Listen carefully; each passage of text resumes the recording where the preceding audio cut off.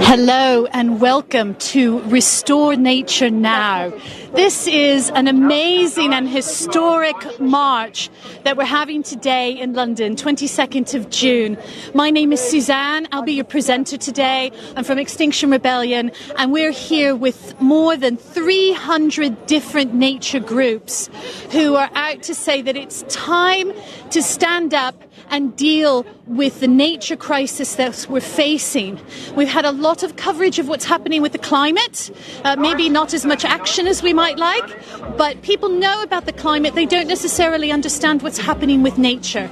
And so this is a march with people from all across different spectrums who have in common the knowledge that we depend upon nature for our very survival. So we've got some very important people here who have joined us because they too understand why we are doing this today. So I'm going to walk over here and see if I can grab a few interviews. We've got the amazing Caroline Lucas from the Green Party, a banner holder for nature for many years. So you're live on the live stream, and I'd like to hear what you think about today. Well, huge congratulations to everyone who's organised this, everyone who's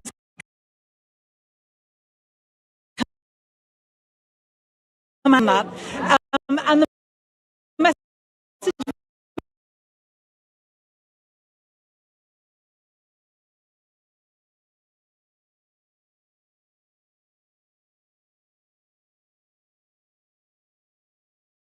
has to be at the top of their agenda, not a marginal issue that only comes to very late on. Well, it's brilliant that, you know, you continue to come to these things, you continue to stand up. You've been doing this a long time, haven't you, Caroline? I've been doing this a long time, and what worries me is that although public pressure now has grown and there have been some successes, still, if you look at how much still needs to be done, it is huge and time is getting short. And so these kinds of demonstrations where we're sending a very clear message to say this is something that people really care about, existential threat to all of us right now. The more that we can do that, send that message, then hopefully we can get some faster action soon. Brilliant. Well, thank you for sharing your voice once again so eloquently and loudly with everything that's happening. Thank you so much. No problem. So let's see who else we can have a quick chat with. Emma, I'm with the Restore Now live stream. Could I bother you for a quick explanation of what you're doing here and how it's going? It's definitely trying to restore our natural world. It's polluted and used in the most appalling way. Probably know that. It's so good. And I think there is generally in this country feeling of big heartbreak about and there's so much that we can do, but I'm not hearing enough from any of the parties about what we need to do. And I would say this, of all things, it's the most urgent issue of our time, and certainly for this country. If we don't act immediately to turn back these dreadful destruction, we will lose what we think of as a green, blessing country like this part of our history.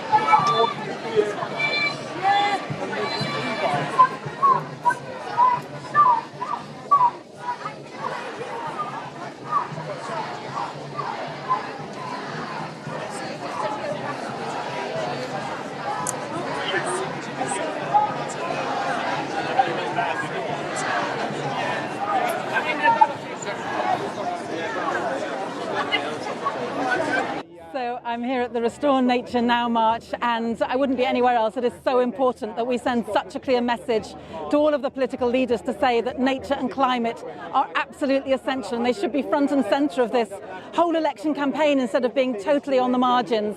We know that we are nowhere near the targets that we've signed up to when it comes to protecting 30% of our natural spaces for nature. We need to do that now, and that's what this march is about, putting pressure on all of our political leaders. Act now. I'll do like a few more.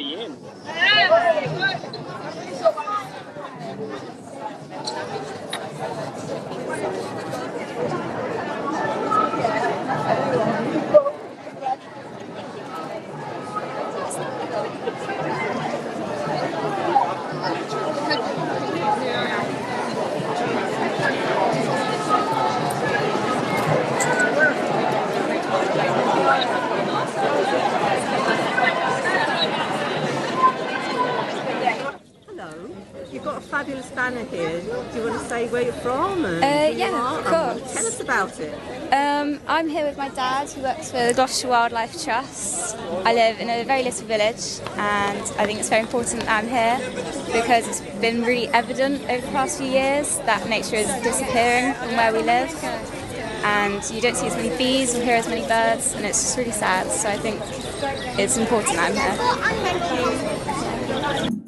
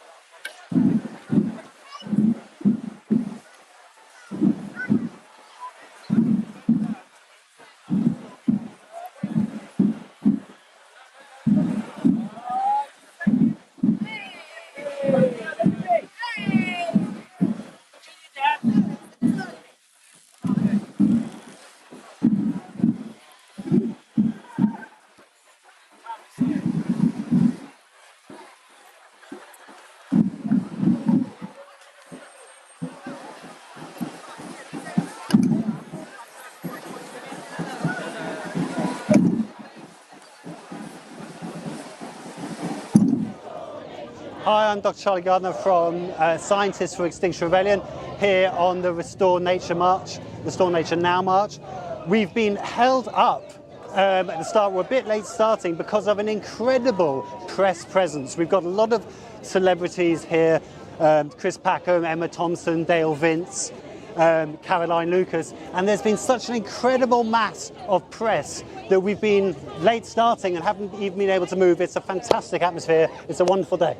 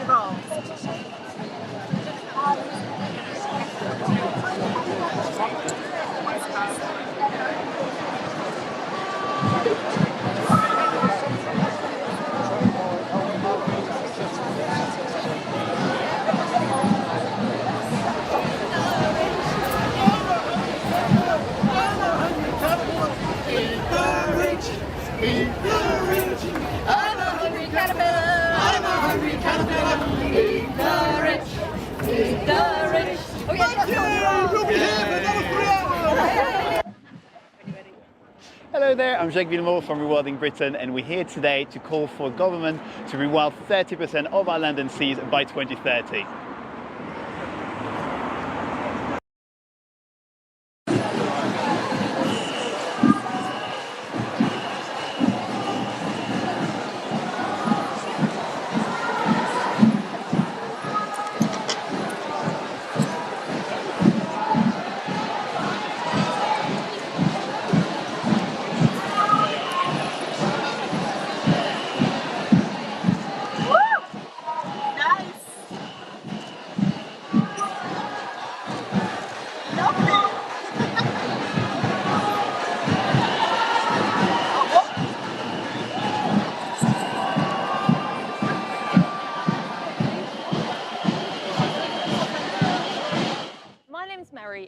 Burning Trees Coalition in Yorkshire. We're a coalition of groups fighting against Drax Power Station, the UK's single largest carbon emitter and world's biggest tree burner.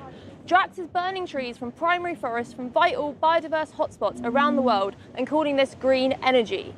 Their pellet production is also polluting communities in the southern US, poisoning them in their own homes, again in the name of UK's green energy. And our government is subsidising this of £2 million every single day. So we need your help to help us stop these subsidies, to help us stop this destruction of forests, wildlife and communities. We need pressure on our MPs, on our government, and most importantly, come and join the Reclaim the Power camp targeting Drax this summer in August.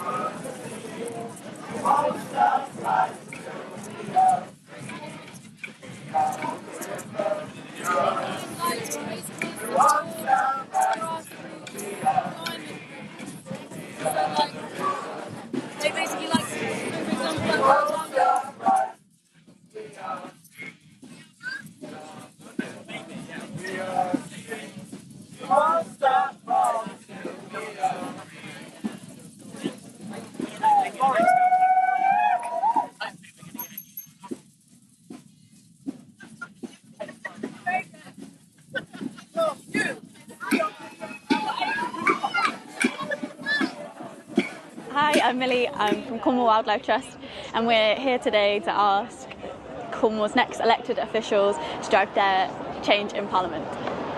Hi, my name is Aisling and I'm the Ocean Climate Policy Officer at Blue Marine Foundation. We are a UK-based charity dedicated to restoring life in the ocean through ending overfishing. Today we're here to march with the Restore Nature Now crew to prove to the government that nature does matter. In the fight against climate change, the ocean can be our biggest asset. It can support biodiversity, it can support the food that we eat and even the air that we breathe. Today we want to see a real change and ambition from the next government, whoever that will be, and hopefully they'll see how much nature means to all of us. Hi, my name is Aisling.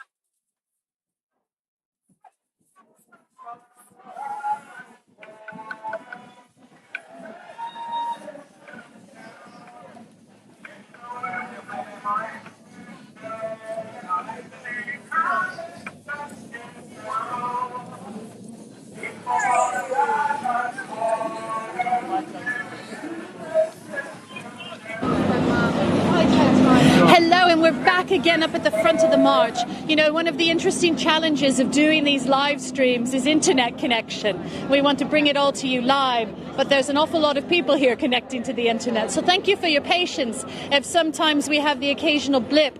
I think you've been hearing from some of the amazing groups doing wonderful work to preserve the natural world in all different kinds of ways. The idea that 300 different groups, some with very different kinds of agendas, but all united by this idea that we need to care for the natural world, we need to protect it because we're in a crisis. So it's a real honour to be here, and as I started to earlier, we do have some very, very important people who have, you know, joined with this because we know that we all have only one one earth. We have only one ecosystem that grows our food, that creates the air that we breathe. And slowly, slowly, this is being depleted. The UK is the most nature-depleted country on earth, which is really, really shocking, or it is among the worst. And it's time to stand up. That's what this group of people are doing here, trying to bring attention to the fact that this really needs to be looked at. So I'm going to go over and have a chat with some of our very notable people who are part of this amazing effort. So I'm going to just walk right across here. It's a little bit of a scrum, yeah? So I'm going to just see if we can get some nice words from people who are part of this.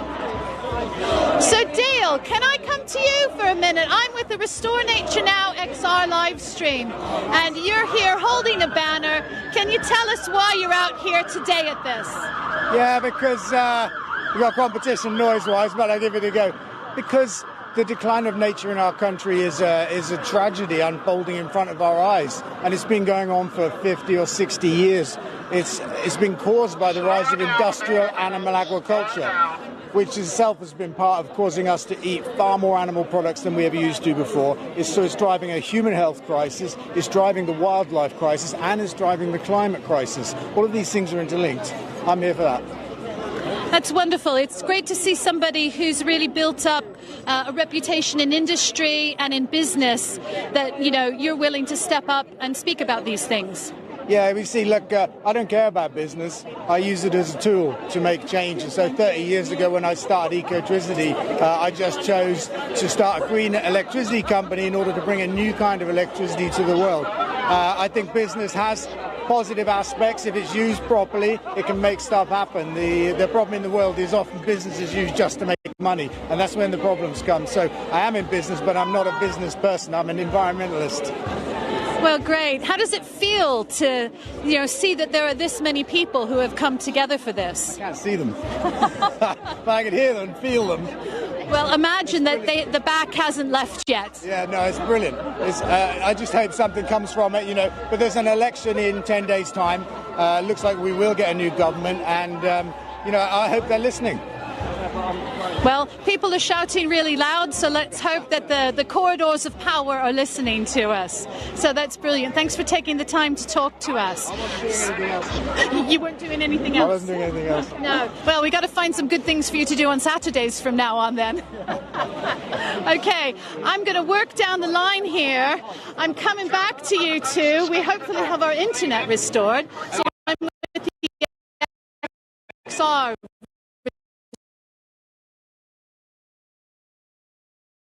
Connections from so many different people. It's my fault. Oh.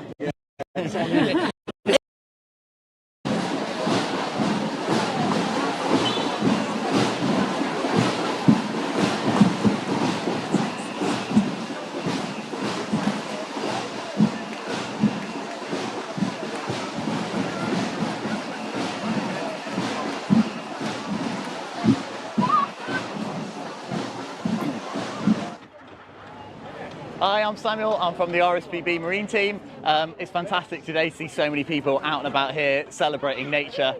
We're hoping to have resilience built into our seabird populations, heavy decline seen throughout them, and we need to see better management for our seas and better protection for our native seabirds. And after three, I want everyone to shout out their favourite type of tree. Okay, 1, 2, 3. I find it quite difficult to choose my favourite, but at the moment I'm really enjoying lime trees that are in flower and they smell really good. Maybe they're causing some hay fever. Our urban trees, along with other urban nature, are invaluable. They provide the millions of us living in towns and cities with a connection to and appreciation for nature. I'm sure many, if not all of you, can picture a particular tree in your mind which is special to you, perhaps associated with a particular time in your life, or a person, a place, a memory. I'm thinking of an apple tree I could see from my window when I was studying during the pandemic. It carried me through the seasons with its spring blossoms, summer shade, and fruit for making crumble in the autumn. I felt so lucky to have that tree outside my window, a connection to the ebbs and flows of our natural world in an uncertain time. But those ebbs and flows and the connections which uphold our ecosystems are under threat like never before. Biodiversity is declining faster than at any time in human history, threatening the systems that cater to our basic needs. The State of Nature report released last year painted a bleak and hugely depressing picture of the decline in biodiversity in this country. And we are left with one of the most nature depleted lands in the world. And I, like many others, feel really scared for our future. Scared for a future where our food systems collapse, where we no longer have access to clean water, where we, like infants, will be if we continue down this path of destruction and waste and emptiness. I also feel grief for the loss of the species now extinct and the millions more stand to lose. The astonishing variety of life on the planet fills all of wonder. In its variety, there is beauty, fascination, pain, distress, delight, sadness, and joy. What a tragedy it is to know that human species will be I think it's also important to say that the planet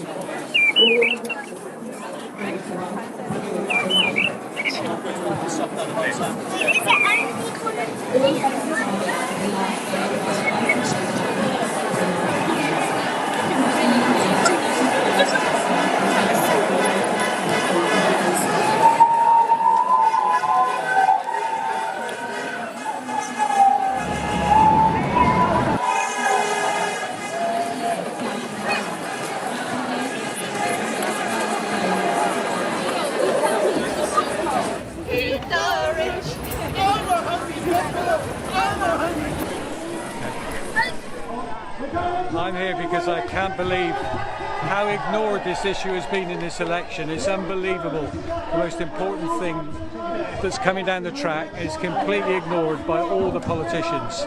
So that's why I'm here. I'm angry. And what's happening today? We're having a march, Restore Nature Now. We're just walking now, right this second, onto Park Lane. The cars have stopped.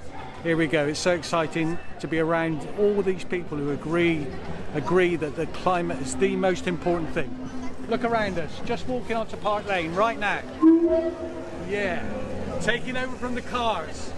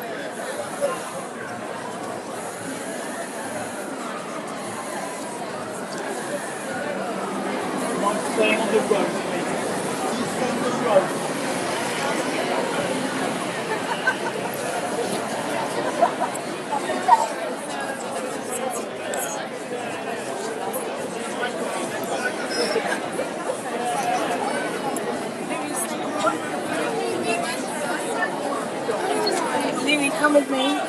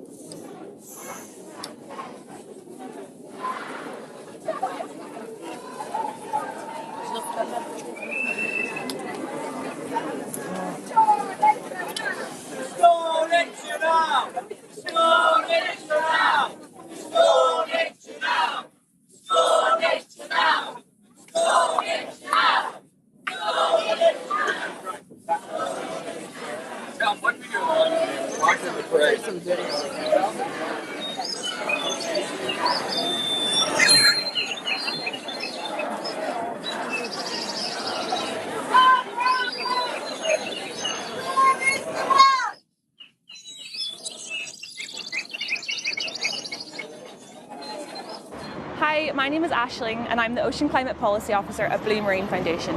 We are a UK-based charity dedicated to restoring life in the ocean through ending overfishing. Today we're here to march with the Restore Nature Now crew to prove to the government that nature does matter. In the fight against climate change, the ocean can be our biggest asset. It can support biodiversity, it can support the food that we eat and even the air that we breathe. Today we want to see a real change and ambition from the next government, whoever that will be, and hopefully they'll see how much nature means to all of us.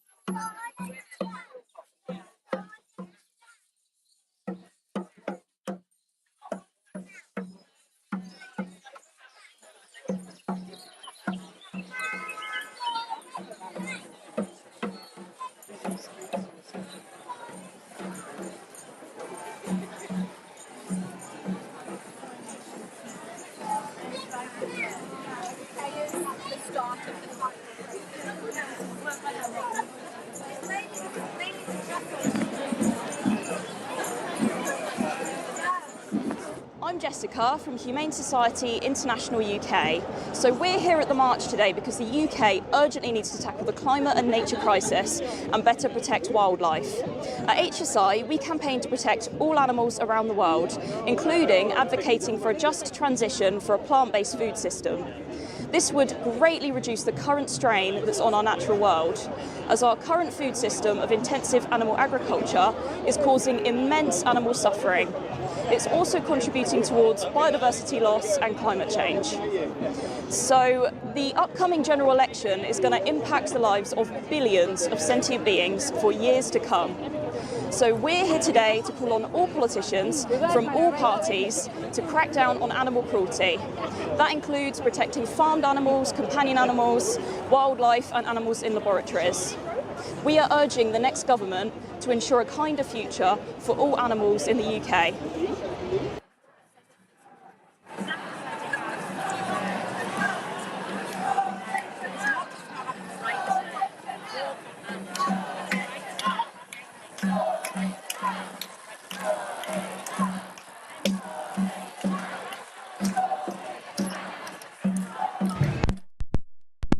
Introduce yourself and tell us how you came to be here today. Hi, I'm here as part of Scientists for Extinction Rebellion.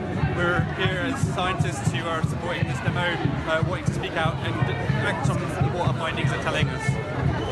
Now, as a scientist, I expect you're properly prepared and can names of the...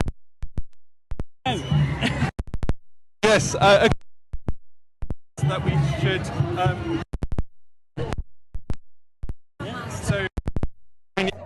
So I'm here because I hear the word growth a lot during this election campaign, and growth only works within the nature cycle.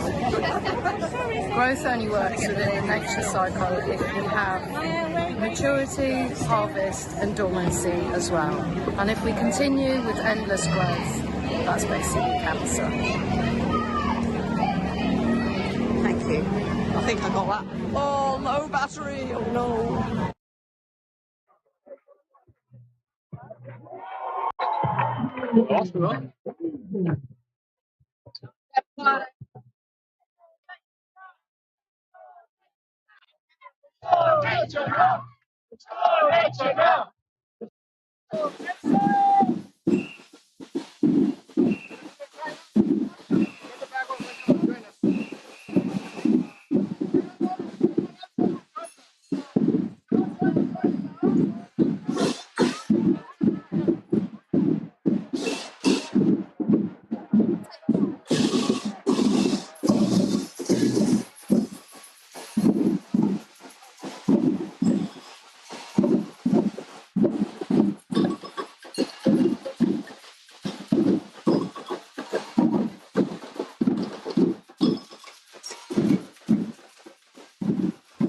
Jessica from Humane Society International UK. So we're here at the march today because the UK urgently needs to tackle the climate and nature crisis and better protect wildlife. At HSI, we campaign to protect all animals around the world, including advocating for a just transition for a plant-based food system. This would greatly reduce the current strain that's on our natural world, as our current food system of intensive animal agriculture is causing immense animal suffering. It's also contributing towards biodiversity loss and climate change. So the upcoming general election is going to impact the lives of billions of sentient beings for years to come. So we're here today to call on all politicians from all parties to crack down on animal cruelty. That includes protecting farmed animals, companion animals, wildlife and animals in laboratories. We are urging the next government to ensure a kinder future for all animals in the UK.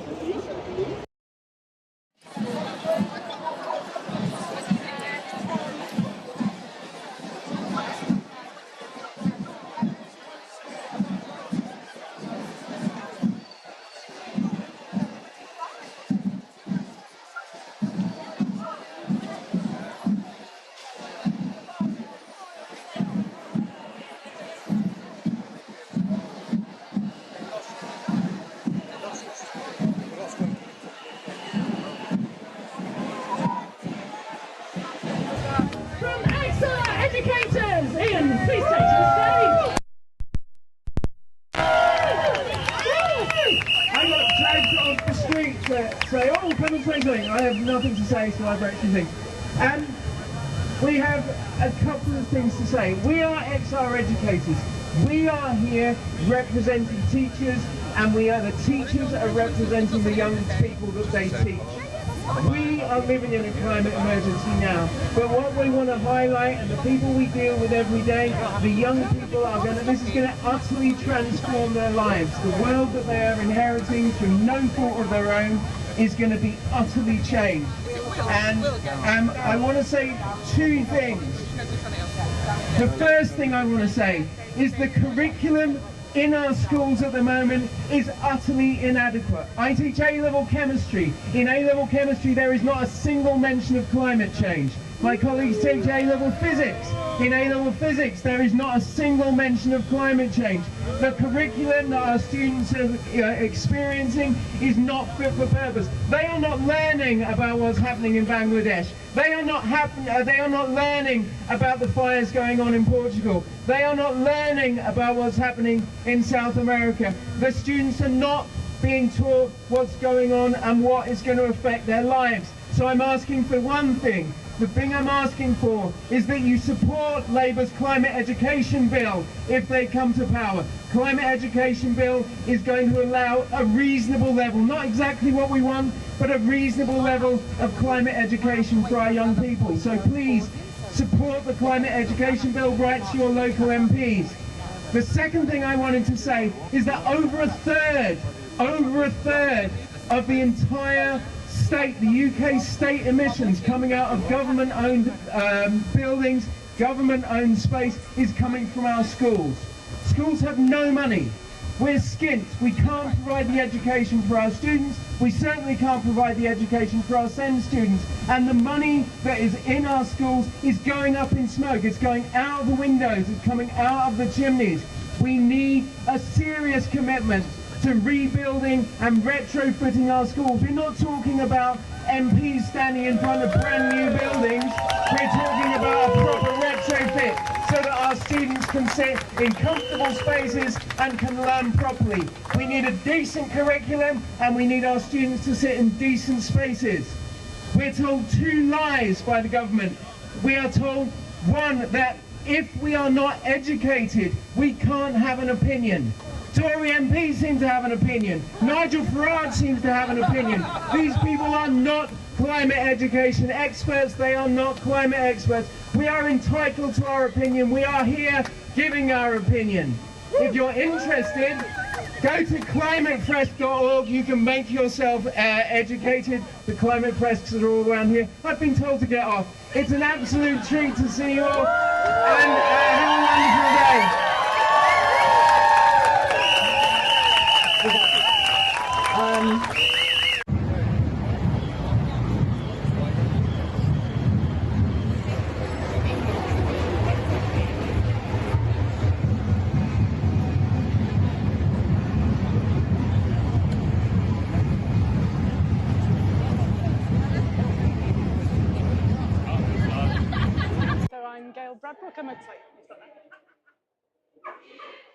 I'm Gail Bradbrook. I'm a co-founder of Extinction Rebellion and part of our Being the Change Affinity Network. I'm also today Amanita muscaria, otherwise known as fly agaric, and this mushroom only lives in woodlands, and we need this mushroom as part of our culture. This mushroom is associated with Christmas, associated with our legends and folk tales, fairy folks, etc.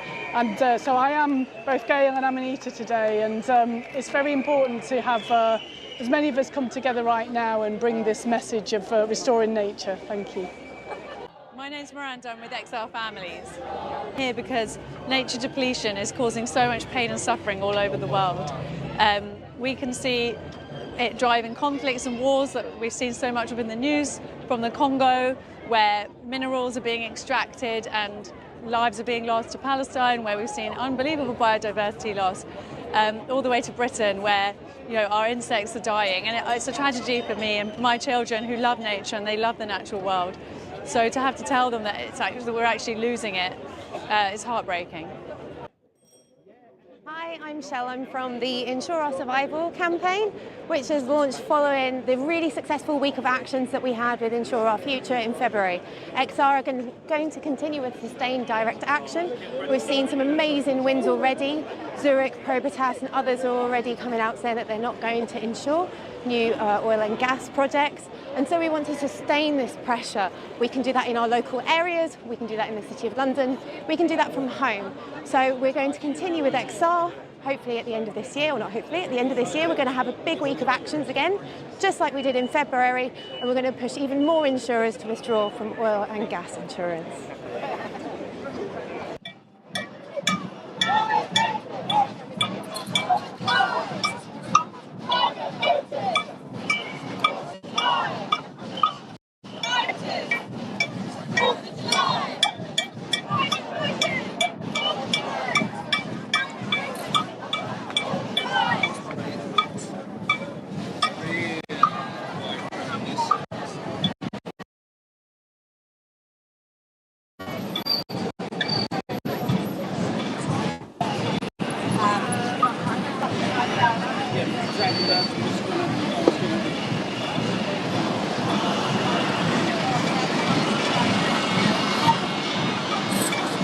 We've got our cameras working now. We're hopefully good with the internet, except we've got various obstacles in the way. I'm wondering, as we go around Piccadilly Circus, Chris, if I could come back to you again to tell us, you know, what you're doing here with this today. What's the purpose of all of this? Well, I think there's a couple of key purposes. The first is to bring all of these people together, because there's quite a disparate collection of people here, but despite that, there's a real commonality between them. So we all love life and we want to look after the environment and wildlife and humanity as well. So that's the first thing. And you know, there are people here who are representing what we might call the radical flank, those that take more extreme actions, and there are those that are very conservative, small c conservative, but they're rubbing shoulders because they're putting their differences to one side and concentrating on their similarities. And that, I think, is really important, because it's only through being unified that we can get 80 to 100,000 people in one place and send a very clear message to our politicians. And that's the second point. This, I hope, will be the start even of a very clear message that we're sending to our politicians, because whoever gets elected on July the 4th is going to be hearing from us again, because we understand that we're in the midst of climate breakdown and a biodiversity crisis, and we know that we've got to address that very urgently, like now. So we're not really interested in their short-termism and the fact that they're not bold enough and brave enough to stand up and deal with these issues, and do so with any commitment, determination and investment. And we, you know, there are people behind me here who have honed the skills to restore nature now. It's not like the situation's hopeless. We have a portfolio of methods, means and technologies to make a difference. We just need to roll that out broadly and much more rapidly. I think that's really the key thing. People think that we've got lots of time to do this and that we don't really have the ability to. Well, try telling that to the people in New Mexico this morning who've woken up to their houses being burned, or the people in Nantes or Texas whose houses are underwater. It's quite clear that we don't have the time. And I think that we've been somewhat cosy in the UK when it comes to the impacts of climate breakdown, but that's going to change very rapidly. And maybe the first hit will be in the supermarket when food prices go up. Maybe it will be extreme storms that are damaging people's full brunt of climate breakdown. And what we're looking for is that bold, brave leadership from our politicians to make sure that we address these issues and we have a healthy, happy, sustainable planet to live on. If not for us, for our kids and everything else that creeps, crawls, slimes and slithers, you know, all the things that I really love. Great, Chris. Well, you know, on behalf of everybody at home, we're really grateful that you organised this, that you've used your connections to pull so many different groups together who have that one common theme of protecting the earth, the biosphere, the air we breathe, the water we swim in and the food we eat. Thank you very much. And tomorrow I might give myself half a day off to go for a walk in the woods with the poodles. So I'm looking forward to that. The poodles deserve it. Thank you, Chris. Yeah, but after lunch I'll be back onto the next thing, so don't worry. I don't doubt it.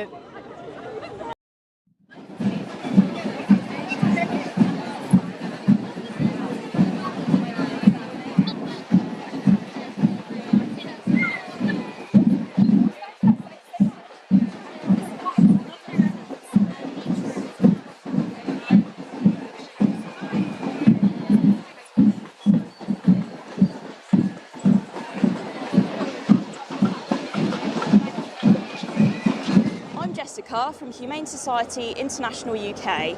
So we're here at the march today because the UK urgently needs to tackle the climate and nature crisis and better protect wildlife. At HSI, we campaign to protect all animals around the world, including advocating for a just transition for a plant-based food system.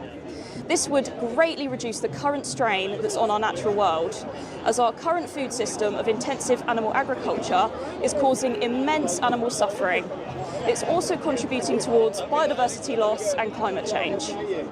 So the upcoming general election is going to impact the lives of billions of sentient beings for years to come. So we're here today to call on all politicians from all parties to crack down on animal cruelty. That includes protecting farmed animals, companion animals, wildlife and animals in laboratories. We are urging the next government to ensure a kinder future for all animals in the UK.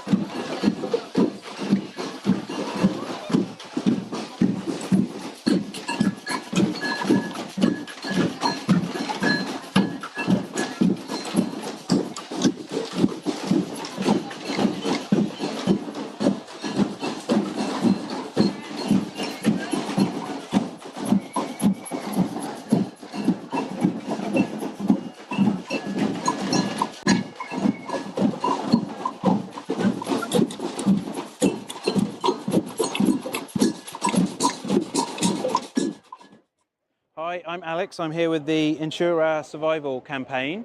This is a new campaign of sustained direct action targeting the insurance sector. So we believe that fossil fuels need the insurance sector more than insurance need fossil fuels.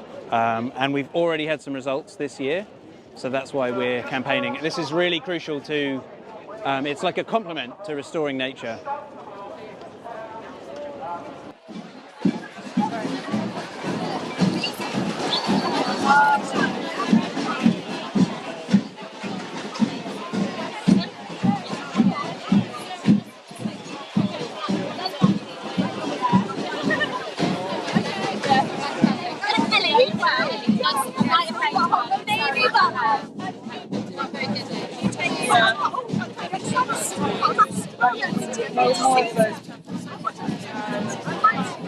Show me your...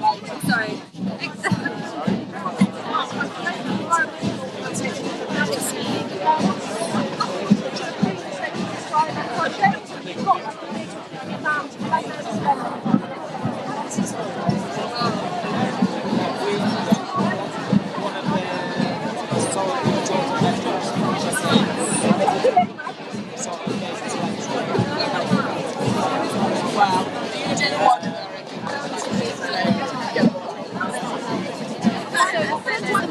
Making great progress now. It's a little bit broader street, so things have calmed down, and we're back here to talk again to some of the really notable people who have joined on board with this. So we saw Caroline Lucas from the Green Party, Dale Vince from Ecotricity, Chris Packham, who put this all together, and I think I'm going to come here now. I'm wondering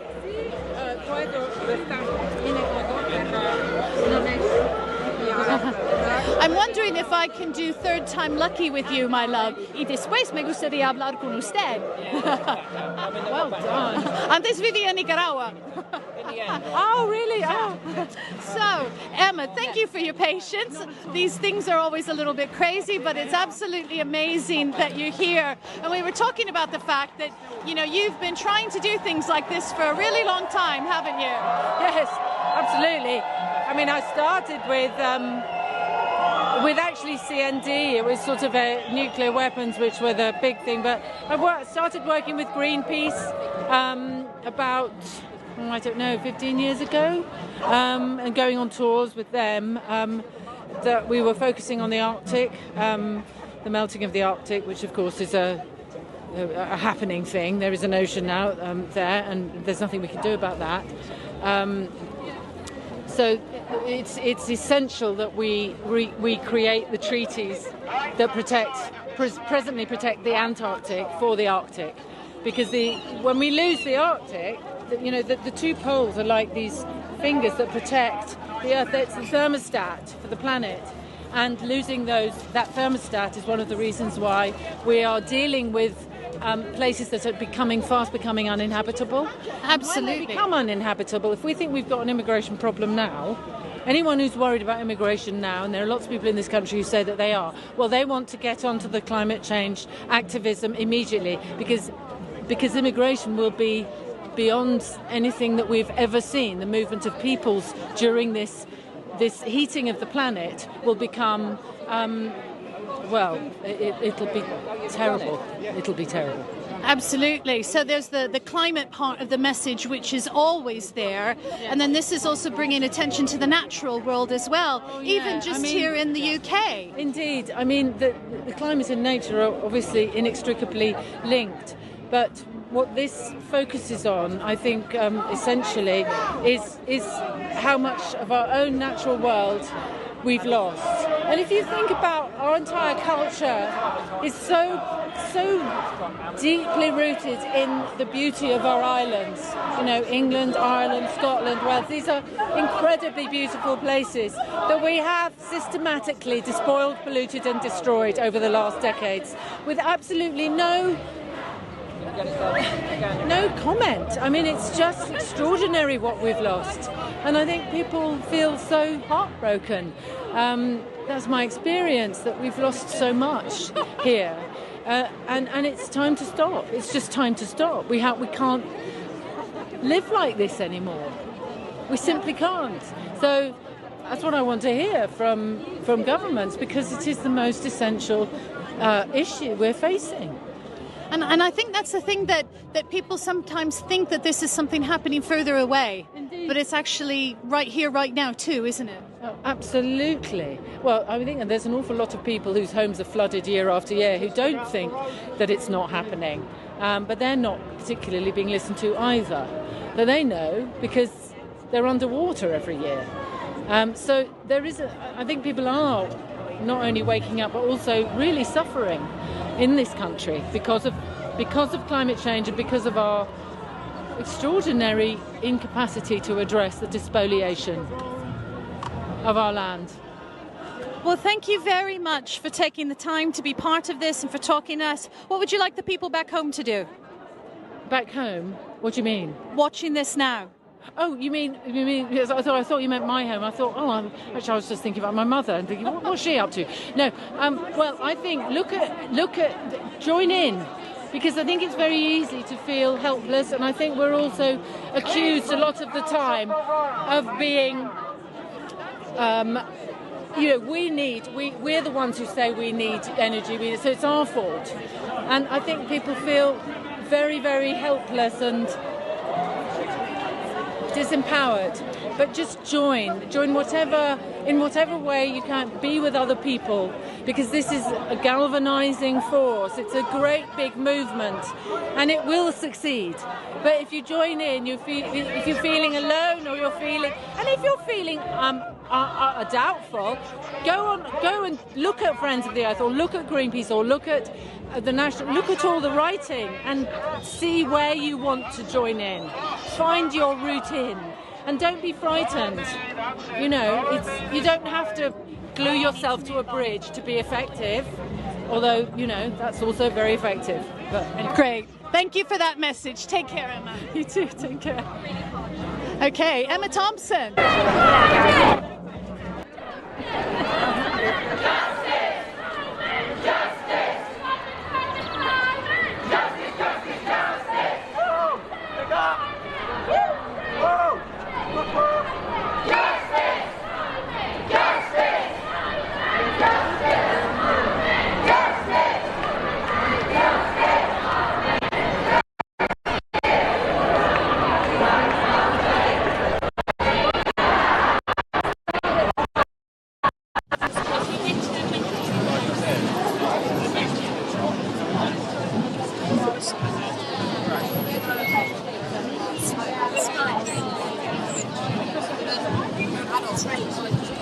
Hello, we've got this amazing jellyfish creation here, and hello, perhaps you'd like to tell us about it or why you're here?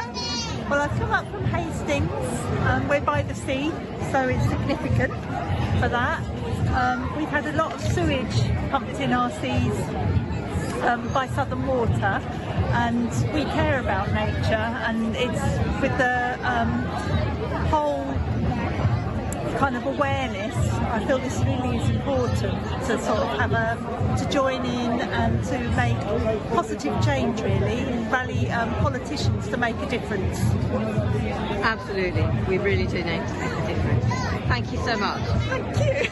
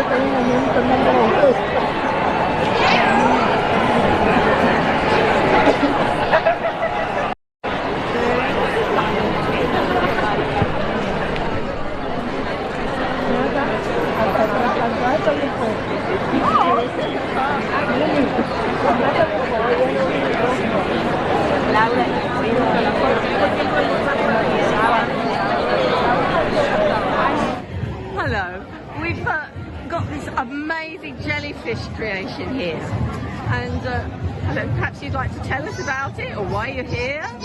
Well, I've come up from Hastings. We're by the sea, so it's significant for that. We've had a lot of sewage pumped in our seas by Southern Water, and we care about nature, and it's with the whole kind of awareness. I feel this really is important to sort of have to join in and to make positive change, really, and rally politicians to make a difference. Absolutely, we really do need to make a difference. Thank you so much. Thank you.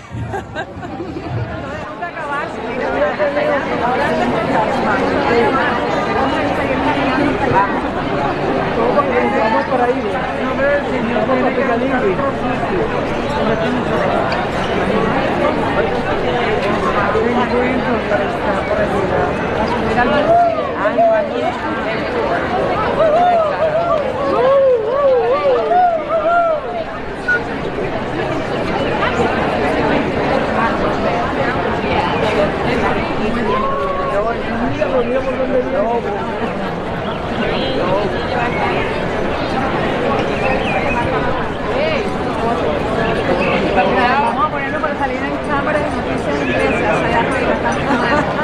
¿A dónde? Aquí arriba, están filmando. Right, I'm so pleased I came along today because I've been following the coverage of the election and getting more and more desperate because the climate does not get a mention, and it is without a doubt the greatest threat to us at the moment. So to come along today and manage to spend a few hours with tens of thousands of like-minded people is a real boost for me. I'm really pleased. Excellent, thank you.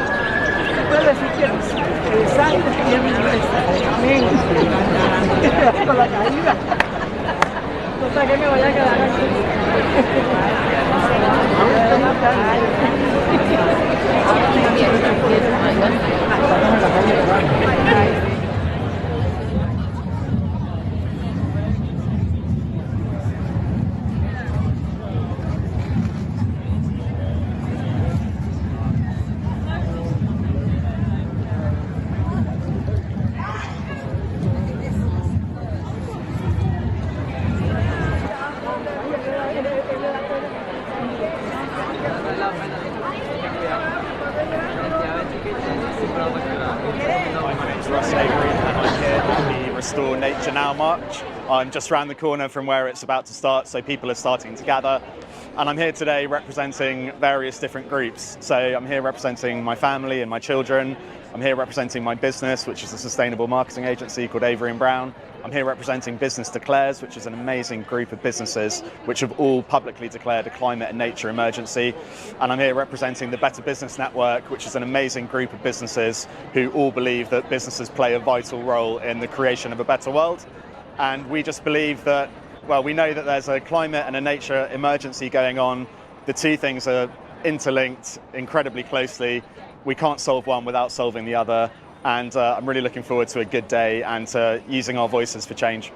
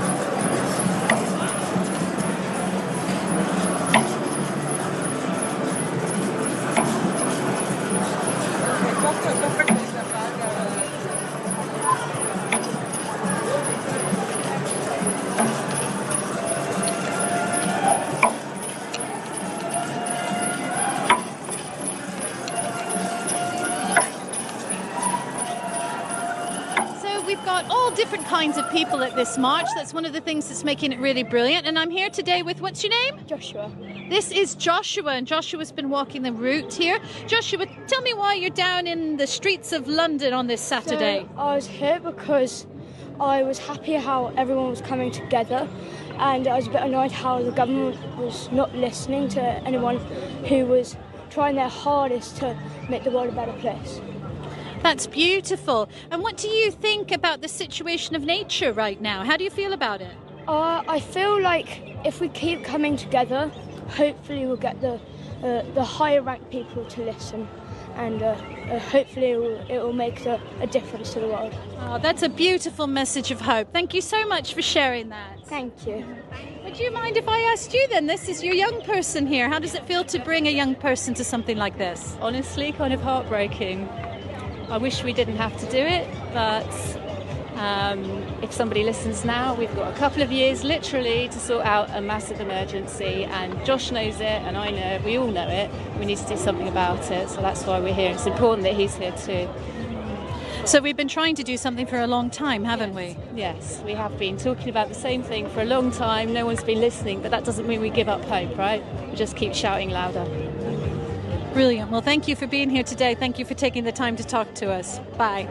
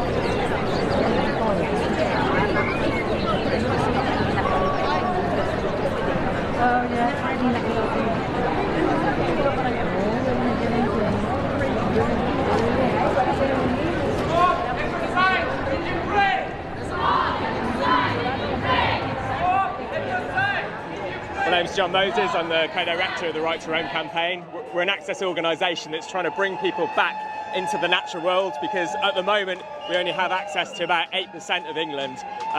In Scotland they have a universal right to roam that's brought people into the land. They have a right to be there, they have a right to connect to their local areas, and when we have connection it leads to protection. I live just next to the River Wye, which is one of the only 3% of rivers with a statutory right of navigation, and the reason it's become such a flagship example in the defence of our waterways is because people know that river, they love that river and they want to fight for it. We need that to happen now across the whole country, so we need access reform to bring people back into their local areas, to make them the grassroots guardians of our natural world.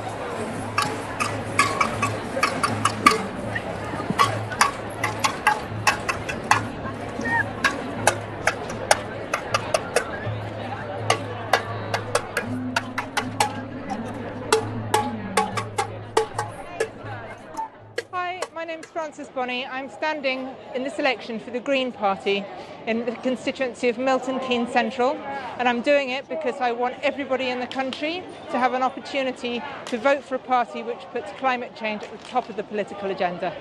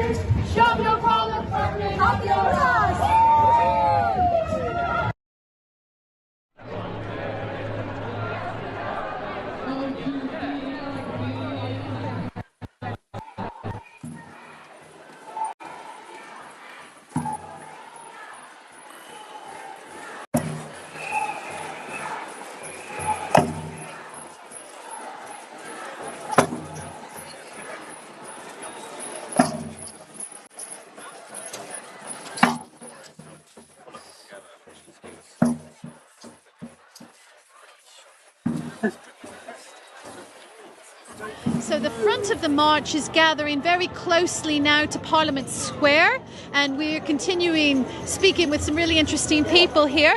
Can I ask what your name is? My name is Sarah. Hello, Sarah, and you are? Richard.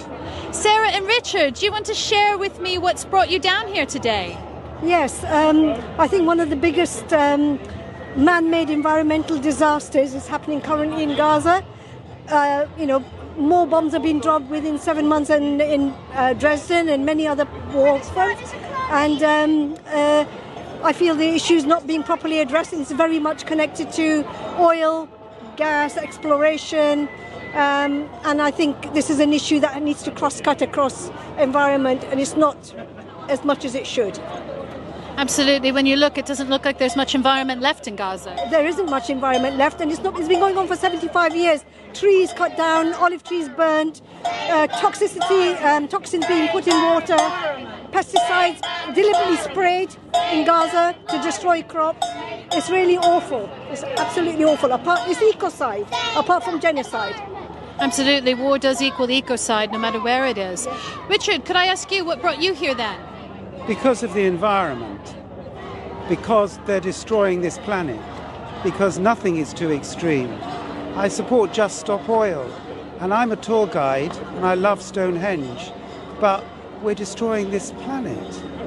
But I'm also here in solidarity with the Palestinians as well, because I think we need to support them, and this movement needs to support the Palestinians.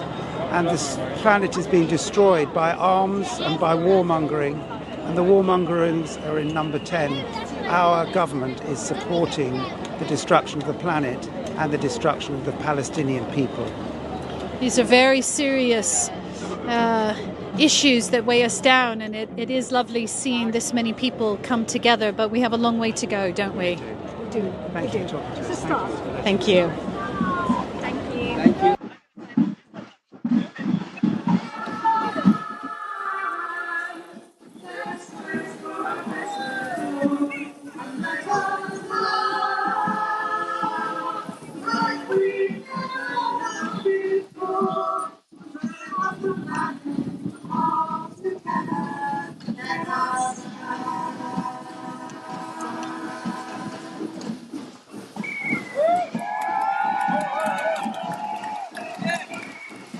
There's wonderful birds anywhere where you find water and not too many people, you'll find a curlew, and they're endangered like all the rest of us.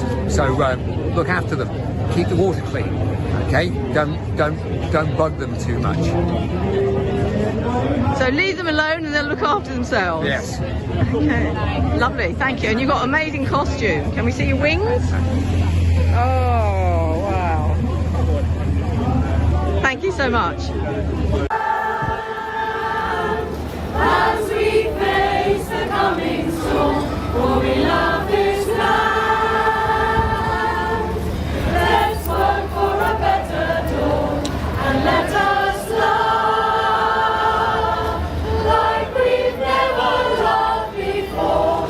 People of the planet, all together, let us stand. So let us stand as we face the coming storm, for we love this land. Let's work for a better dawn, and let us love like we've never loved before. People of the planet, all together, let us stand. So let us stand as we face the coming storm, for we love this land. Let's work for a better dawn, and let us love like we've never loved before. People of the planet, all together, let us stand. So let us stand as we face the coming storm, for we love this land. Let's work for a better dawn, and let us love. Let us stand. Let us stand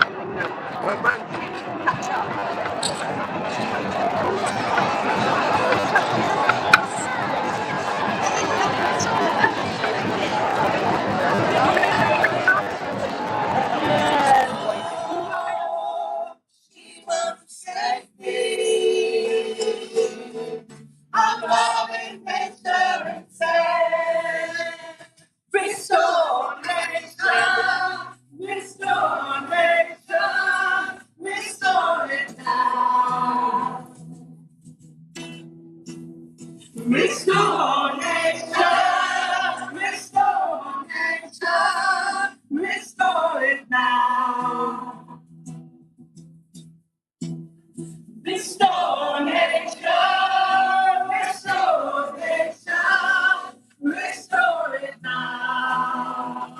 Great singing. Restore nature, restore nature, restore it now.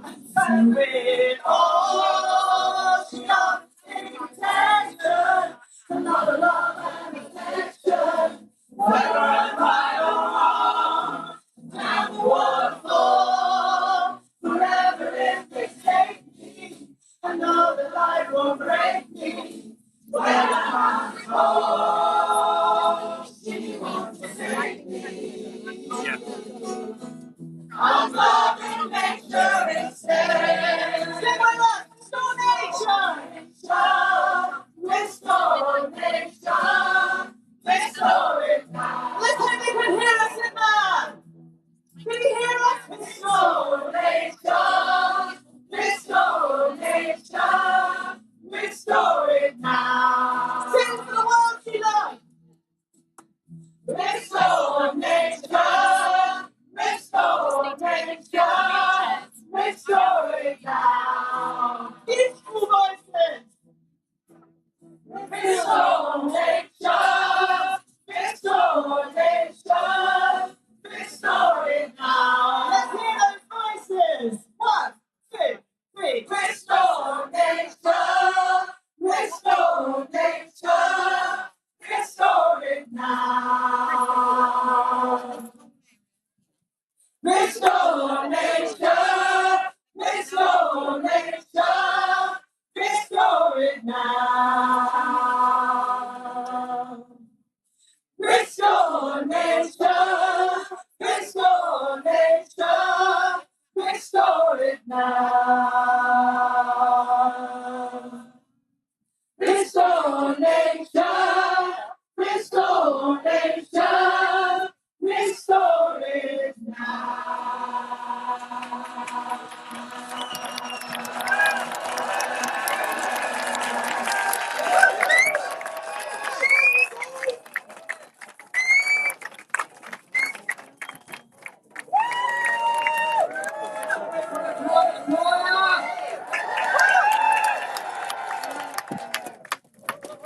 All you beautiful organisms.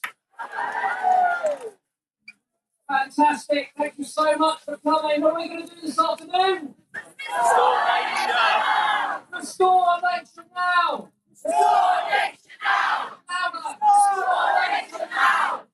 Restore nature now. Restore nature now. Restore nature now. Restore nature now. Okay. Thank you very much indeed. Now, before we start off, I've got a request here from the stewards. We are worried about the front. Lots of young people here at the front. Would everyone very gently and slowly edge backwards by 1.75 metres? Okay, I have the very special Catherine Barnard of the World Land Trust, and I have to say, it's not a group that I was familiar with. Let's tell our watchers at home what you do. So we are a conservation charity based in the UK, but we work with partners around the world to help them to protect and restore their land for nature, climate, and for their livelihoods. So this isn't our natural environment. We're not a campaigning organisation. We are very much a direct action, taking action to protect land now. But this is too big an issue not to come and join this amazing march today and show our solidarity for our patrons, Chris and Steve, who are here speaking, but also my friends and colleagues in the UK organisations. So it's really interesting to come out of actually the work on the ground to being on the streets of London. Absolutely, yeah. This isn't our normal environment. So we are much more normally found in the forests or in the wetlands around the world. So we work mainly in Africa and South America. So this is really not our environment. We're more used to being surrounded by trees and gorillas and howler monkeys than by people in this urban jungle. But your voices need to be heard here. The voices definitely need to be heard. This decade is the last decade we can fight for some of those amazing species that we share this planet with. And this coming election is a chance to add your votes for nature, for politicians all around the world to start taking nature seriously. It's not someone else's problem. It's our problem. We have to fix it. And when there's political will, there is a way. We know what to do. Conservation works. We can do it on the ground, but we need politicians to also step up and join us. That's wonderful. Thank you so much for taking the time to speak with us, and good luck with all the good work. Thank you. Thank you very much. And thank you to all of you. Oh, thank Restore nature now.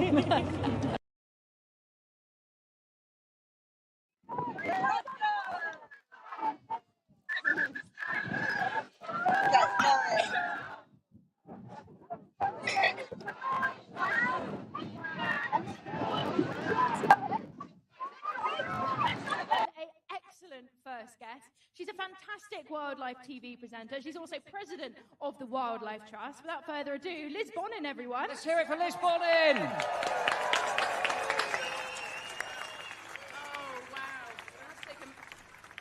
I'm going to have to take a minute because this is actually quite emotional. It's so amazing to see all your beautiful faces. Hi, I saw you earlier. Yeah, I'm very excited. Thank you all for being here and making your voices heard and amplifying our collective message and playing a part in this historic day for nature, for the climate, and for our future. Galvanizing a collective purpose through peaceful protest has proven time and time again to be incredibly effective in creating positive change for the world. You are standing firmly on the right side of history. You understand that without a healthy planet, we can't survive, and it speaks volumes today.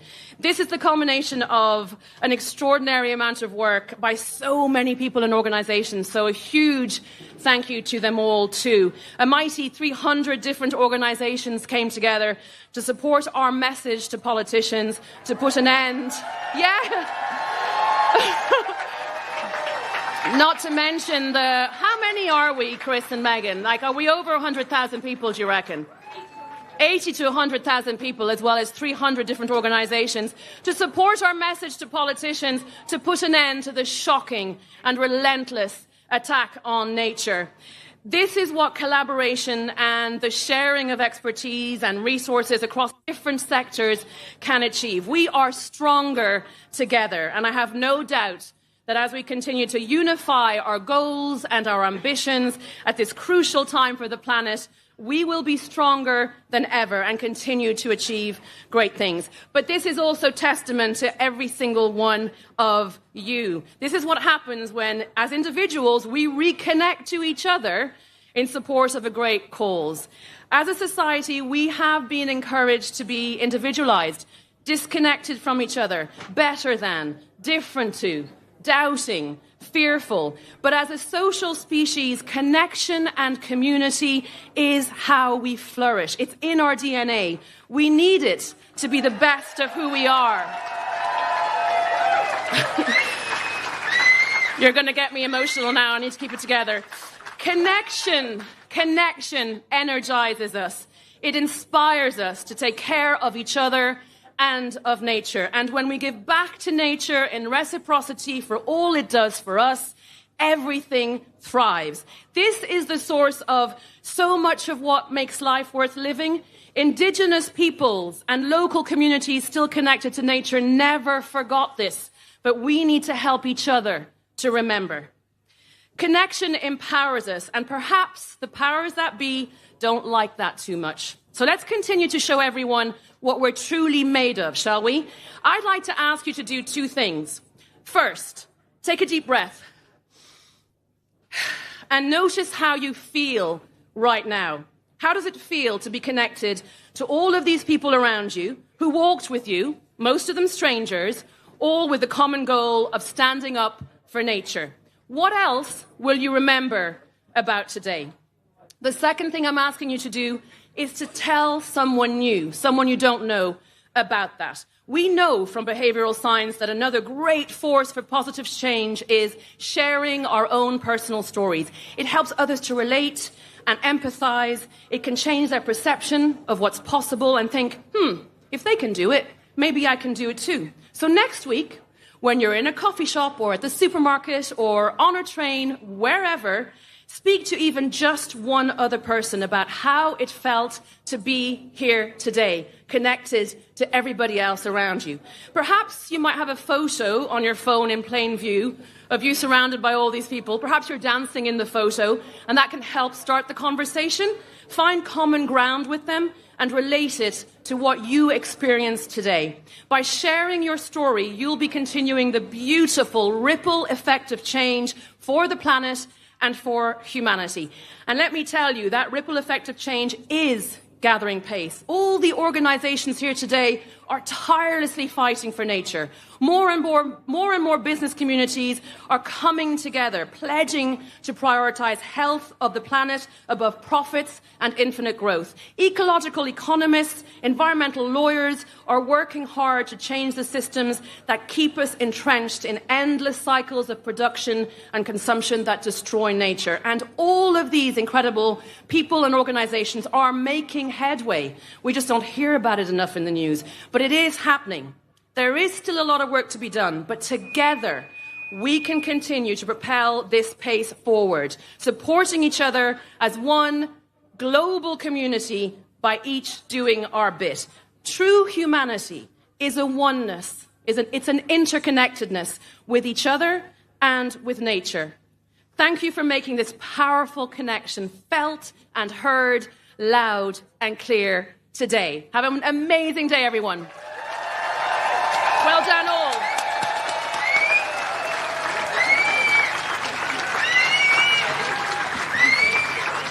Thank you, Liz. Some really important messages there and something to all take home of. We are so much stronger when we're together. When we've got that diversity of ideas, our campaigns become stronger too, which is what is so exciting about this. OK, he's not 60 and he isn't deadly. Well, but he's the best thing since a brace of scorpions and some pit vipers. Put your hand together for Steve Backshall.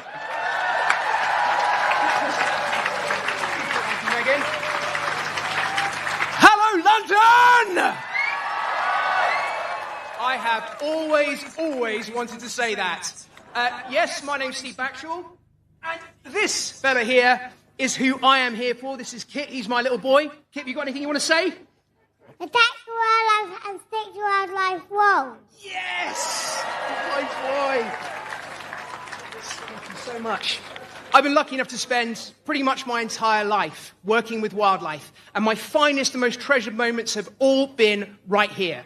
When I say right here, I don't mean right here. That would be ridiculous. But I do mean here in our sceptred isles. You know, we have treasures here to equal anywhere else on the planet. I've been paddling off the coast of Cornwall and had a leatherback turtle paddle into my boat. Been swimming in a seagrass meadow and have a spiny seahorse nudging against my mast. And then a grey seal came over and took its place. I've broken through the cornice on the crust of Ben Nevis on the summit as diamond dust snow sparkled and you could see all the way to the horizon the most beautiful peaks in our continent. And it's ours. It's our heritage. It belongs to us. And it's up to us to take care of it. Now, last year I had a special birthday. I turned 50. That's where... No. That's supposed to be a gasp of disbelief. No, too late now. Come on, don't patronise me. 50 years is a neat metric for measuring change. And in the 50 years that I've been here on this planet, we have more than doubled our human population. In the same time, we've lost more than 60% of our wildlife, more than 30% of our forests. That cannot continue. And it's seeing the positivity, the real adoration of nature that is here today that is going to be the only thing that will stop that. We are the nation of Elgar, of Dylan Thomas, of Jane Goodall, Rabbie Burns, of Michaela fricking Strachan. Nobody loves their nature more than we Brits. And yet, the very people that we have given the stewardship of our nature have been found wanting and have been asleep at the wheel. Now, thank you. Any of you out there who have seen my kids' television series, Deadly 60, I'm going to need your help right now. So to any of you out there, this is how I sum things up normally. I might say, for example, that a peregrine falcon is the fastest creature ever known to have lived, thundering down from cliff faces to hit its prey on the wing at as much as 200 miles an hour. It is definitely... And then you all would respond with deadly. Can you do that for me? Okay, fantastic. So, to believe that the only metric of progress has to be economic growth is definitely... To believe that in a planet of finite resources you can continue that growth indefinitely is definitely... To pour effluent, contaminants, raw sewage into our waterways continually is definitely. And to have a government who can believe that this means nothing and that nature and bringing it back is not critically important would be definitely. I said it's definitely. It is unquestionably. Thank you all very much. Have an amazing day.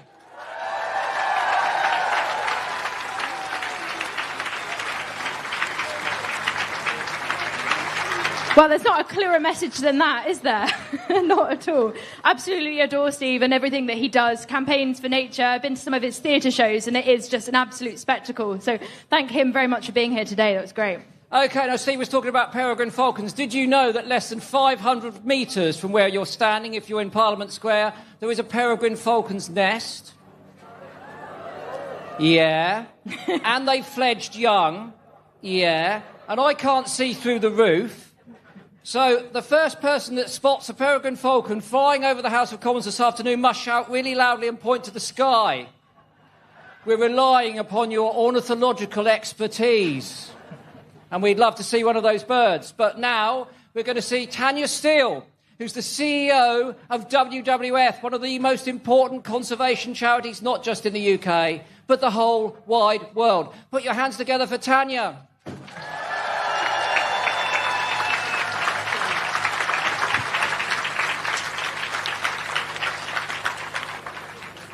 It is amazing to be here with such an incredible crowd. I cannot believe how many people have come out today for nature. Thank you to each and every one of you for marching. It makes a huge difference because, as we all know, nature is in crisis. And the awful fact, the fact I use every single day, is that since 1970, average wildlife populations have plummeted by almost 70%. And in this country, 70% of our ancient woodlands, gone. 92% of our seagrass, gone. Familiar wildlife, skylarks, hedgehogs, are now unfamiliar. And we have rivers choked by pollution. So you're right to feel passionate and angry. But together, we can change things. WWF's really proud to be here alongside nearly 380 organisations today. We work with communities everywhere in the world to protect wildlife, from the Amazon rainforest to the Great Barrier Reef. Yeah, we found a peregrine. And we're proud to work with grassroots community here in the UK. But when we give nature a chance, when we give it a helping hand, it bounces back. We've seen beavers back in our rivers, the return of the large blue butterfly and red kites across nearly all our skies in the UK. Your support, your work, your commitment has made these stories possible. But we know that now our political leaders, the ones that will be in there soon, they need to step up. Our polling shows that 80% of the nation, and I feel like most of you are here today, but 80% of the nation cares about nature and climate change.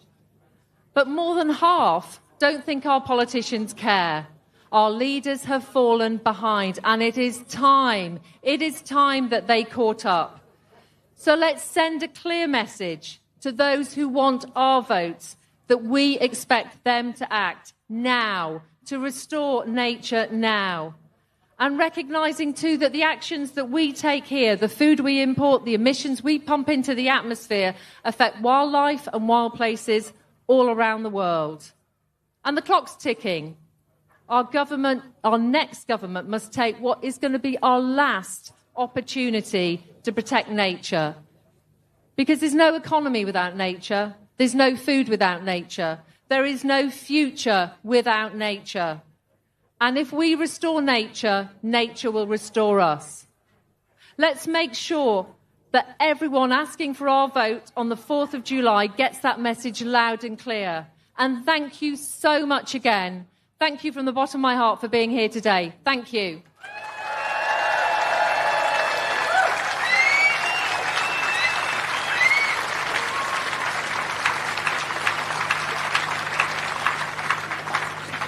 Did someone honestly see a peregrine falcon?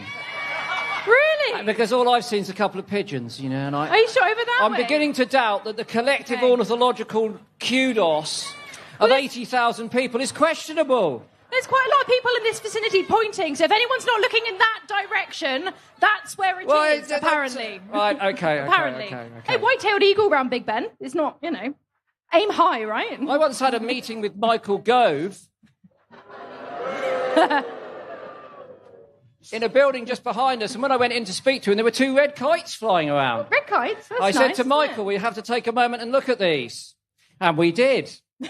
And then we got down to business. And that's what it's about today, isn't it? Getting down to business, because we want to send a very clear message to the people who will be incumbent here very soon that we are going to restore nature now. Now, we know, of course, that nature is so important for our mental well-being and our physical health. And our next guest today is one of my personal very good friends, but also a man I think is slightly superhero, because he's an author. He's a full-time GP who works to save lives round the clock. He goes on television to talk to you all about ailments and issues and educates us all. But he's also a huge, huge ambassador for wildlife. He's the president of the RSPB, is, of course, the one and only Dr. Amir Khan. Round of applause. Let's hear it from here.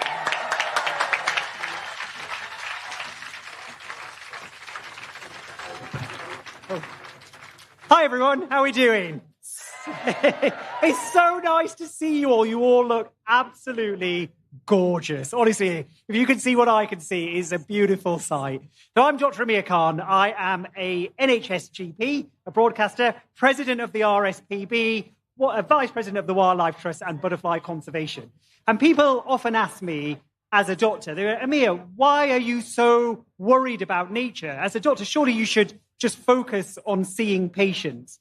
Well, actually, I'm here today because I really believe that our health and the health of our environment and the nature around us is inextricably linked. I mean, how can it not be? We've evolved alongside nature. We breathe the air that it gives us. We drink the water it brings us. And we rely on the food it allows us to grow, all those bounties it provides for us.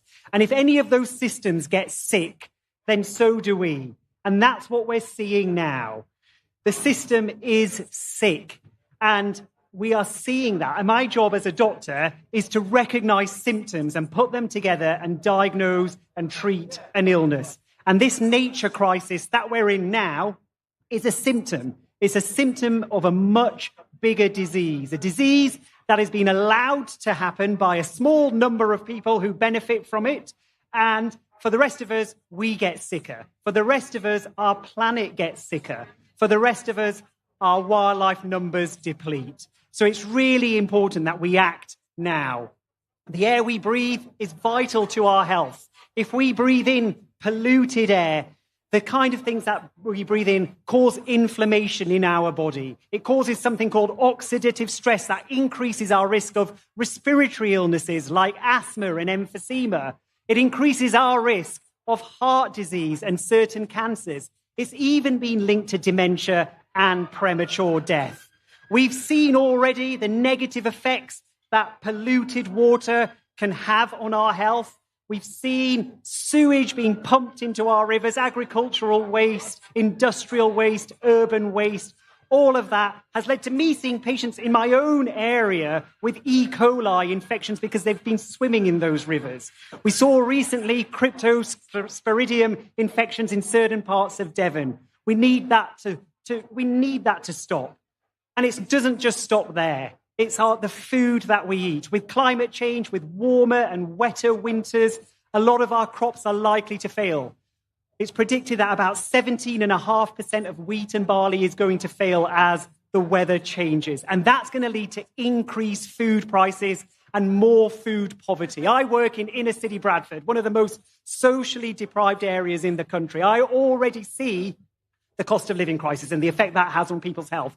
As food prices go up because of climate change, I'm going to see more and more of that. We're all going to see more and more of that. We're going to see health inequalities widen. The rich will be able to manage. They'll be fine. But the most vulnerable in our society will really suffer as a result. And it's not just us.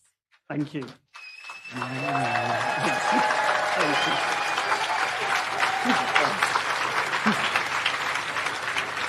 It's not just us. All of this is having a lasting impact on the environment and the biodiversity around us. We've lost 38 million birds from our skies in the last 50 years. 97% of our wildflower meadows have disappeared. And England is one of the most nature-depleted countries in the world. That is shameful. That is shameful. Yeah. We also have one of the lowest woodland covers of all of Europe. Again, that is shameful. And according to the State of Nature report, 1 in 6 of our British species is at risk of extinction. So what we need is an environmental rights bill. We need the next government, whoever that is, thank you, whoever that is, to put a plan in place that will really restore nature now. We've got legal protections for nature, but we haven't seen any main political party have a tangible plan that makes sure those legal protections stay in place. And there are solutions to all of this. There are solutions. We need green jobs. We need to move to renewable energies. We need polluters to pay for all of that.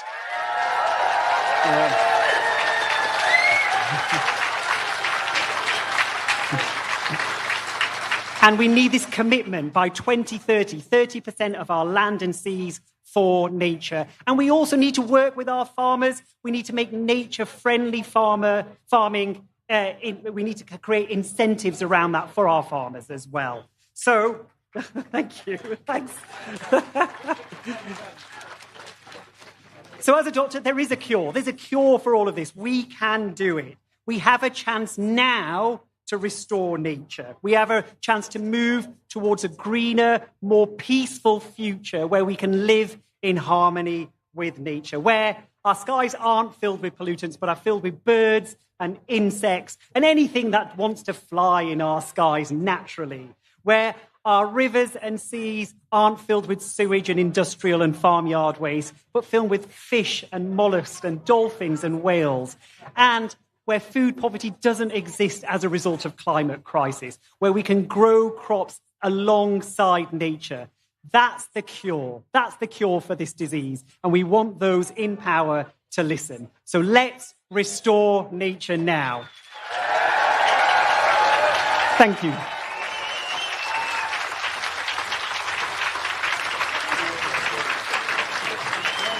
Such a legend. I don't know how he has enough hours in the day. I really don't. He is such a special person that works so dedicatedly to the restoration of not only our personal health, but our planet's health as well. Now, quick announcement. It is getting a little bit packed in Parliament Square, so make sure you have space. If you are struggling, do put your hand up. There are screens over on Whitehall Road. So if you are on Whitehall Road, stay there, watch the screens. Don't try to come to Parliament Square because it's getting a little bit packed, especially for people at the back and in the middle. Okay, so Richard Taylor-Jones over this way is pointing up to the sky, and if you look above, you'll see a peregrine falcon. Can everyone see it? Yes, it's right there. A quick interlude for the peregrine, everybody. It's right there. It's literally up at the top here. Yes! There's two. I'm hearing two. Three.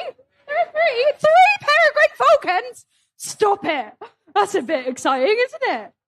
Wildlife making appearance when we're here trying to fight for it. That's so brilliant. You don't get that very often on your nature marches. That's lovely. Yeah, above your head.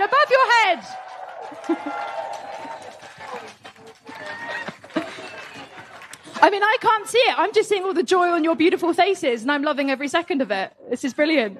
Okay, well, keep an eye on the peregrine, but we're going to stick to time, so I'm going to drag Indy Green, who's currently watching the peregrine, on stage now to say a few words. Welcome, Indy Green.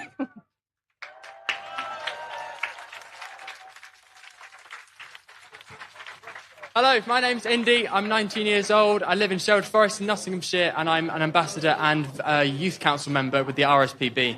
And it's so, so incredible to be here. And me and my partner, Katie, are currently walking from Land's End to John O'Groats, so raising money for a great charity. So it was great to hear Nadeem talking about a bit of health, so I might need to have a catch-up with him, because our legs are getting a little bit sore now. The blisters are catching up with us, but hey-ho, it's good fun. We're out every day. And to be honest, peregrines have actually been one of the birds that we've actually seen most abundant in terms of birds of prey. We've seen so many of them. It's absolutely brilliant. And, yeah, keep pointing them out, because it's so cool to actually, see the reaction from people watching amazing birds of prey, any species at all. And that's one of the biggest things we've taken from this walk, is the actual sense of just enjoying nature and enjoying what's around us and taking in just how important everything is. And it's so great to see that celebrated with so many people and so many different organisations today. It's been great working with the RSPB for a little while now, and just seeing the way things work and the way we create change. With a goal there, I'm getting distracted now. Don't look, it's a goal, it's all right. We'll look out for the peregrines soon. But it's just amazing, the fact that change is happening and we're all here. And it's, how do I say this? No one has ever made a difference by being like everybody else. So everybody being here is just making a difference. There's so many names I could pick out the hat, but there's so many incredible people doing so many amazing, inspiring things that can all inspire us, just to make even small changes in our daily lives. And there was just one tweet that I dig down in my screenshots on my phone last night that Chris made a little while ago. And I just think it's really important. I just think it really encapsulates why we need to look after nature. And it was. I don't know if you remember this, Chris, but it was a long time ago. But he said, "Say hello to my to my little friend, fluffy and delightful, looking for a home. I gave it a helping hand. Everything counts, every last living thing, because we make being alive so difficult for them." And that was a little bumblebee that he rescued. And I just think that's such a beautiful little encapsulation of how important it is to take care of everything. Anything you can do, any small thing, any tiny change in your daily life can have such a big impact. People are starting to become so much more converted to being, interested in nature and caring about climate change and wanting to make a difference. So keep it up. And without further ado, I will introduce an absolute change maker, somebody who is pushing those boundaries, somebody who's being different, somebody who's also one of the coolest people I know. So if he's ready, I'll hand over to the brilliant Nadeem Pereira.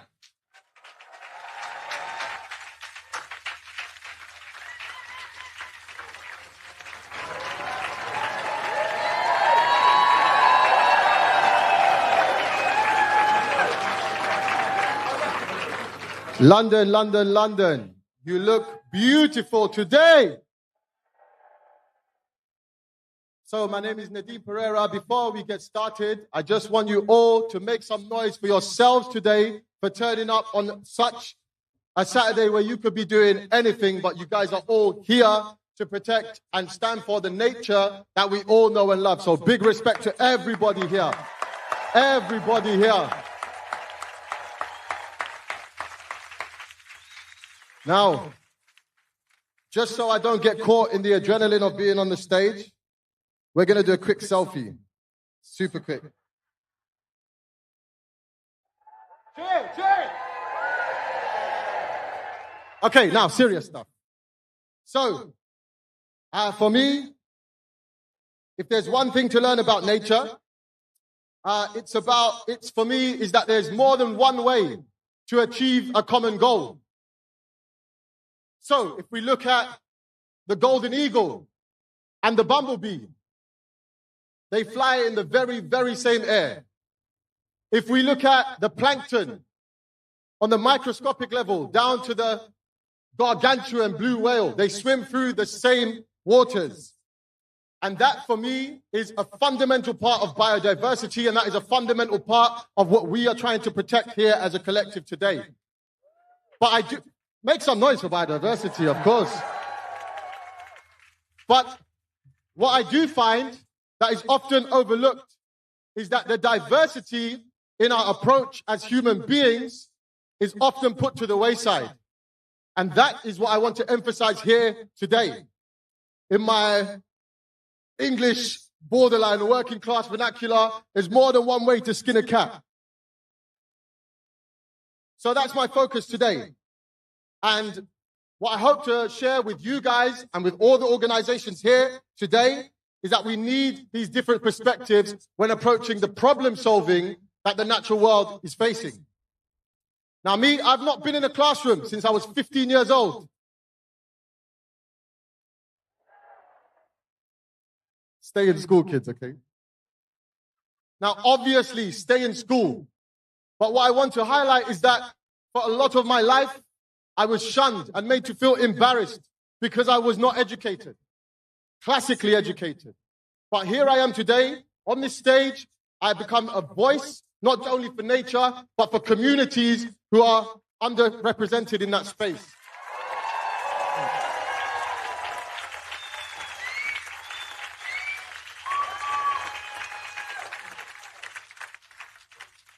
So, born on a council estate, East London, single mum, all of that. When I was in school, knife crime was the highest in my borough, the highest. And I was labeled troublesome, disruptive, rebellious. And now, if you ask anybody that knows me, they would describe me as troublesome, disruptive, rebellious.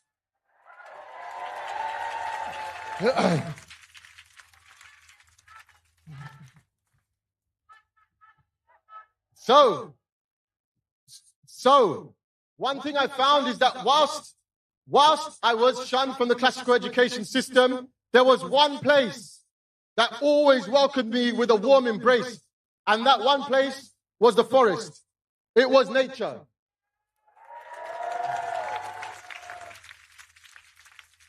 Nobody in those woods would judge me. Nobody would ask me to be anything I didn't want to be. They allowed me to be exactly as I was, no matter how I was at that time. And that is the ultimate message I want to send today, is that there is no one way to be a lover of nature. We can all love it in the way we see fit.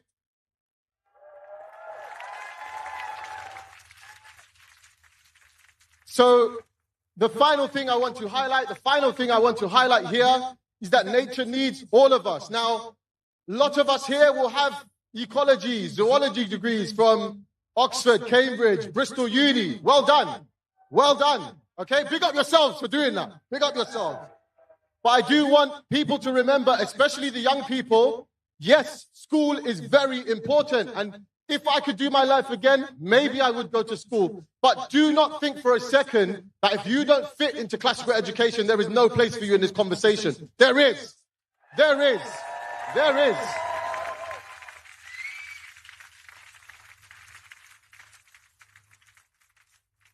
So remember, if we do these differences of approaches, the next time if you do hold one of these degrees and you're speaking with someone like me, include us in the conversation, because we have great ideas, we have great input and great contributions that often are a lot cooler. But together, guys, we are more creative, we are stronger, and we protect nature. Thank you very much.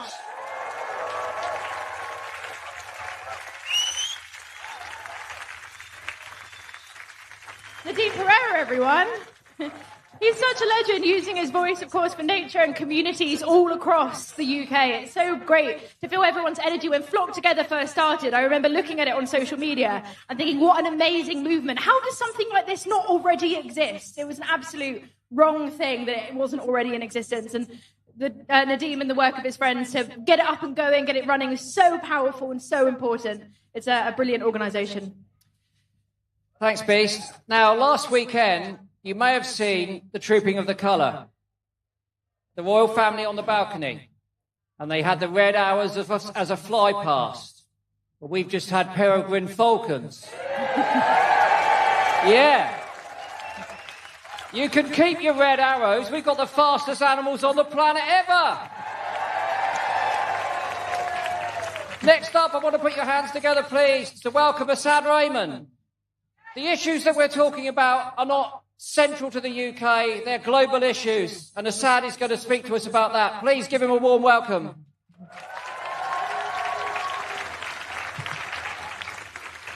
Thank you very much.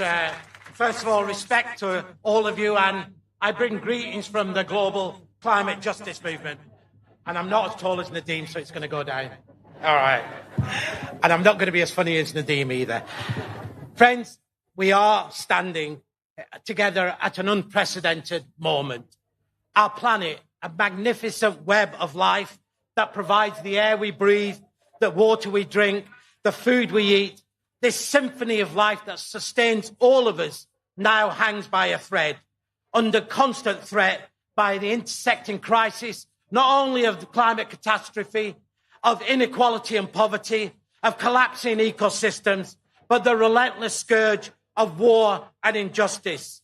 Violence against human beings going hand in hand with violence against Earth itself. It's a path of destruction that we know began 500 years ago, when colonizers exploited land and people, stripping them of their resources and their wealth. And it broke our connection, not only with land, but with each other, and has left half the world still struggling to survive. And today, when that continues today, when nature and communities alike continue to be plundered for profit, when forests are felled and rivers are poisoned and lands are scorched and wildlife driven to extinction, those on the front lines, Indigenous peoples, black and brown communities, the poor, those who are the custodians of our lands, are also being sacrificed. And the scars of those conflicts over access to resources of land and power are already being borne, not just by our land, but by the people themselves. And today, that continues to be driven by the fossil fuel industry, by deforestation for industrial agriculture, and by the giant corporations who for them, profit and greed are the only thing that matters. And now we know, we look around the world, as natural habitats shrink and biodiversity declines, the competition for what remains becomes ever more deadly. Dwindling water supplies, fertile land and critical minerals are the new flashpoints for war and conflict in every corner of this planet. Ecocide and genocide fill our TV screens on a nightly basis, connecting the past, the present and the future, where the lives of some people matter less than the lives of other people, where food has become a weapon of war and non-human life has no value at all. But friends, amidst this bleak reality, there is also hope and a way forward, where for climate and ecological justice must also be a fight for decolonisation and peace. Where we rebuild our bonds within our societies and across our societies, where this fight to restore our ecosystems is also a fight for the rights of Indigenous people. It's a fight for the rights of those who toil in poverty and a fight for those who continue to cry out in the name of justice. Friends, just imagine a world where nations come together not to wage war, not to drop bombs on innocent civilians, but to fight together for the survival of our planet and its people. Where the never-ending resources poured into weapons and conflict are redirected towards repair, restoration and reparation. We know another world is not only possible, but essential. And it's already been born in every corner of the world. When you see the Indian farmers fighting to protect their food systems and their land, when you see Indigenous movements protecting what's left of our biodiversity, and here, where our climate justice movement has connected the call for a ceasefire in Gaza with targeting those who are not only profiting from fossil fuels, but also from arms sales. Friends, together, we have the power to build a world where the wounds of colonialism are healed, where biodiversity thrives and war is a distant memory. We owe it to those who came before us and those who will come after us that today, as a movement of movements, we stand as stewards of the earth, as guardians of biodiversity, as champions of peace, and as sisters and brothers across races and borders, and fight for a just, peaceful and sustainable world where everyone has the right to live with dignity and in harmony with our planet. Thank you.